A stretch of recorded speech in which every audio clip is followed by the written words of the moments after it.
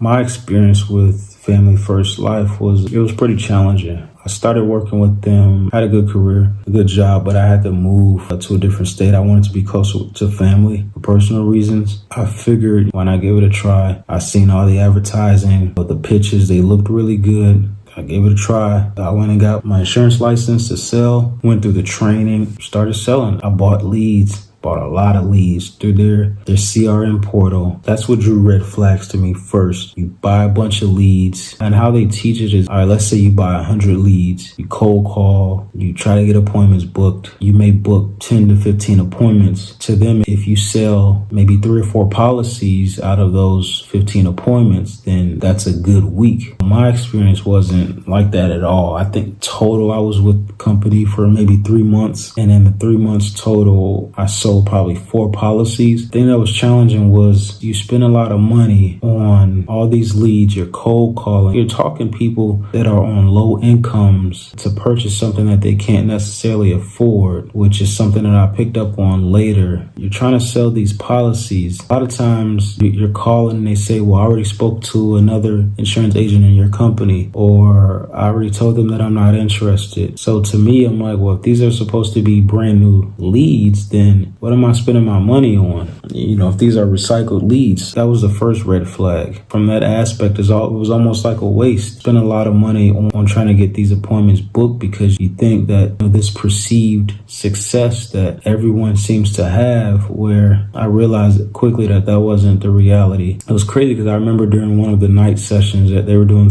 like team training. Basically, I remember that it was a scenario that was used as an example. It's like if you're down to your last few dollars or whatever, and you have a bill that's due, take the money and buy more leads because, all right, well, if you can book a couple appointments, then you just made your money back from selling a policy and then some. And now you can buy more leads and now you can pay your bills. And that was the example, the scenarios that was given. And to me, I've always found that strange. And I've seen how the reaction of some people was like, that's a good idea. It took me 3 months. 3 months I was in and out. 3 months I spent a lot of money on buying leads through their CRM. I realized quickly that I'm losing money. This isn't something that's sustainable. 4 policies in 3 months, that's not good business. And then soon after I decided to leave, I got chargebacks on all 4 policies, like back to back to back. And I thought that was kind of funny. That was a strange situation because it's like, how did all these policies just all of a sudden get chargebacks as soon as I leave? And I'm a person with some